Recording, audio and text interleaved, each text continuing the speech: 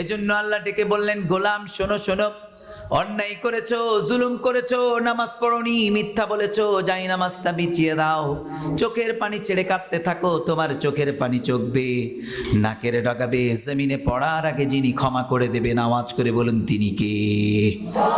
তিনি ক্ষমা করে দিতে রাজি। আমাদেরকে ক্ষমা চাইতে হবে কার কাছে? কিন্তু আমরা ক্ষমা চাইতে পারি না প্রিয় ভাইরা। ক্ষমা চাইতে হবে 5টি শর্তের সাথে। তওবা করলে তওবা কবুল করে নেবেন কে? এক নাম্বার শর্ত হলো আল ইকরার, মানে acknowledgement. You have to give the acknowledgement that you are the greatest sinner on us. আপনাকে আল্লাহকে বলতে হবে, আল্লাহ আমি পৃথিবীর সবচেয়ে বড় পাপী, আমার চাইতে বড় পাপী আর পৃথিবীতে কেউ নাই, আমি সবচেয়ে বড় পাপী আর সবচেয়ে বড় ক্ষমা করনেওয়ালা তুমি, ক্ষমা করে দাও। বলেন তো আমাদেরকে ক্ষমা করতে পারে কে? এজন্য ক্ষমা চাইবো কার কাছে? সব সময় আমাদেরকে ক্ষমা চাইতে হবে আমাদের রবের কাছে। তার মানে 1 নাম্বার আপনাকে স্বীকার যেতে হবে। 2 নাম্বার হলো আন-নাদাম। নাদাম মানে হলো repentance. You have to repentance for what you have ডান।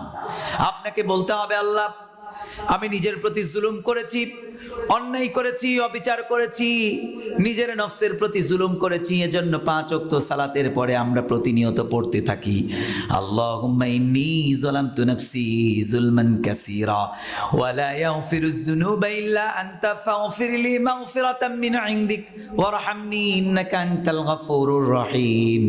আমরা নিজেরা বলতে থাকি, আল্লাহ আমি জুলুম করেছি নিজের প্রতি। কার কাছে বলি? কথা বলেন। আল্লাহর কাছে আমরা ক্ষমা চাই। প্রিয় ভাইরা, এই 2টি জিনিসকে একত্রিত করে যখন আপনি তওবা করবেন, তওবা কবুল করে নেবেন কে? 3 নাম্বার হলো যে পাপটা করছিলেন আপনি থামিয়ে দেন। 4 নাম্বার, যে পাপটা আপনি করছিলেন মন থেকে ঘৃণা করবেন কার খুশির জন্য?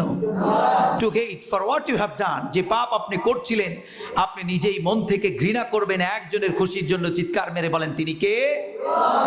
এরপরে 5 নাম্বার, সর্বশেষ, to determine that you never repeat this sin again in your life. যে পাপটা আপনি করছিলেন আল্লাহকে বলবেন, আল্লাহ এই পাপটা আর কখনো করা যাবে। আপনি আল্লাহকে বলবেন, আল্লাহ এই পাপটা আর কখনোই করব না। আপনি বলবেন, আল্লাহ যা হয়েছে হয়েছে, এই পাপ আর জীবনে কখনো হবে না। এই 5টি শর্তের সাথে যদি কোনো ব্যক্তি তওবা করে, তার তওবারে কবুল করে নেবেন যিনি। আওয়াজ করে বলুন তিনি কে? এজন্য আল্লাহ ডেকে বললেন, ইয়া আইয়ুহাল্লাযীনা আমানু তুবু ইলাল্লাহি তাওবাতান নাসুহা। আল্লাহ বললেন, গোলাম